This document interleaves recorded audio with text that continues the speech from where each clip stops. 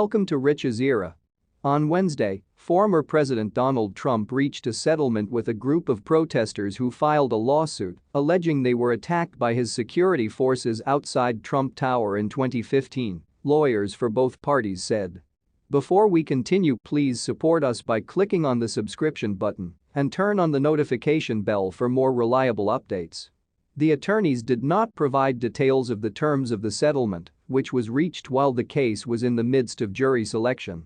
A lawyer for the protesters, Benjamin Dichter, called it an incredible day for our clients, who are lifelong activists in the community who stood up to defend the right to speak on the public sidewalk and have litigated for 7 years.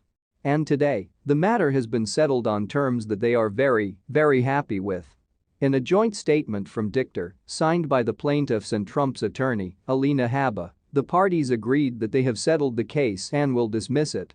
They also agreed that the plaintiffs in the lawsuit and all individuals have the right to participate in peaceful protests on public sidewalks, the statement said. Habba said in a separate statement.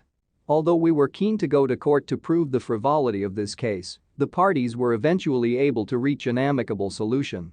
We are very happy with this result and look forward to finally putting an end to this matter once and for all.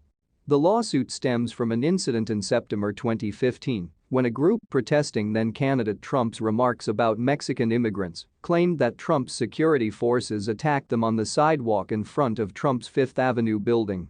The lawsuit alleges Trump's security chief punched one of the protesters in the head as he tried to steal his "Make America Racist Again" sign.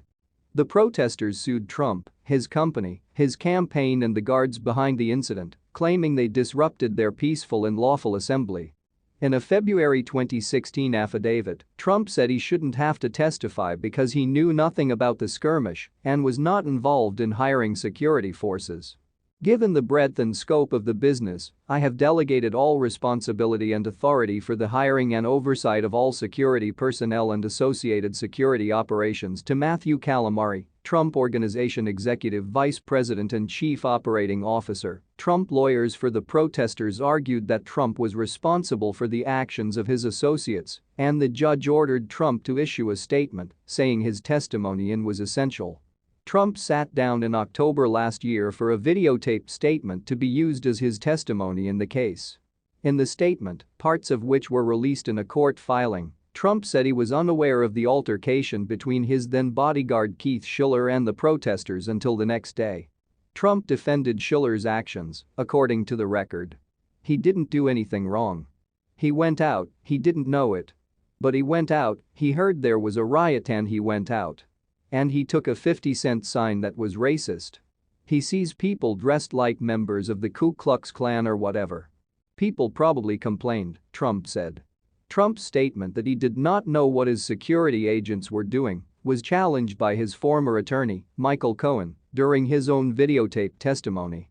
Earlier this year, Cohen testified in May that he witnessed Trump order Schiller to get rid of the protesters and that Schiller then returned to Trump's office with a sign he took from them. Court filings show this statement should also be presented to the jury in the now cancelled trial.